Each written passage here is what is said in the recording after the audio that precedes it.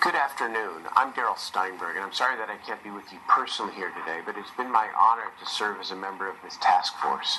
And one of the areas that the task force has studied extensively is the issue of special education. And I'd like to make a few comments about our findings here today. First of all, let me say that special education, we all know, is a very important component of public education, not only in Los Angeles, but in our state and in our country. And there are students with special needs, with educational disabilities, who need special education, who need that extra help, who need whatever it takes. And yet we also recognize that special education is one of the fastest growing parts of the LAUSD budget. And we've looked at, as I'm sure you've looked at, what can we do to both maintain the quality of services for students who need them, and at the same time reduce the cost curve, which is threatening to grow way out of control. So here are a few thoughts from our report.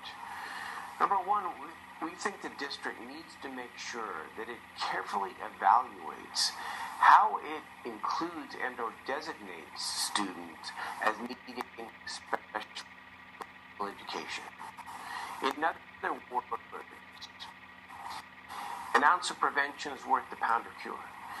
If a student can get help early and earlier in their education when it comes to reading or math or any other subject, and can avoid falling behind, many of those students may not need to be designated as in need of special education at a much greater expense to the district and in a way that doesn't always benefit the student.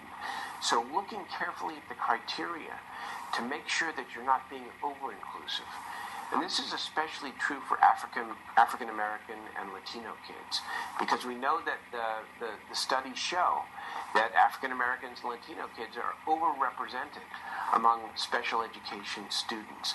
And this issue of ensuring that students get the help they need before they're designated as special ed, with all of the accompanying expense, and even though it's not right, some of the stigma associated with that, we believe is very important.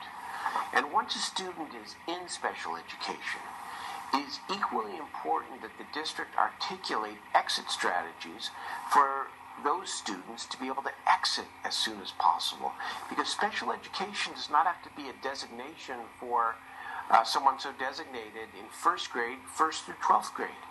Student can be in special education, but the right kind of intensive help, the right kind of support, they of course can and should be mainstreamed in every available opportunity, but they can also leave the designation itself at some point in many, many cases. And so we don't know, and we urge the district to articulate what are the understood criteria for both entering special education in the first place, but also exiting at the earliest possible time. We think in order to look at these questions in a more serious way, we recommend that the district designate a cabinet-level staff member to eliminate the silos that serve to create barriers to effective management of special education services. In other words, these sorts of changes, articulating the criteria for entry in a more clear way, articulating the criteria for exit in a more clear way, needs the kind of sustained leadership that we think can best be assured through the appointment of a cabinet-level staff member. Then, of course, it's important to continue the work that you've already begun, which is to follow through on the extensive programmatic review of special education already begun by the district.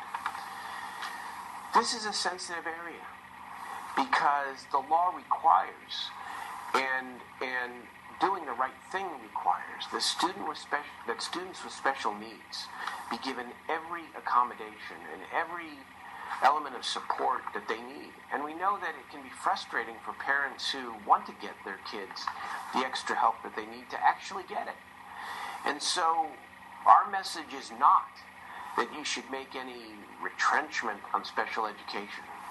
To the contrary, we want to make sure that you're providing the students the support they need before some of them ever have to be designated as special education students, and that once they're in, if they're in, out of necessity, that every effort is made to help mainstream those students while they're in special education and to help them exit out of that status to be mainstreamed as quickly as possible. To do so will be good for kids and will also save the district a lot of money in this ever-growing expense.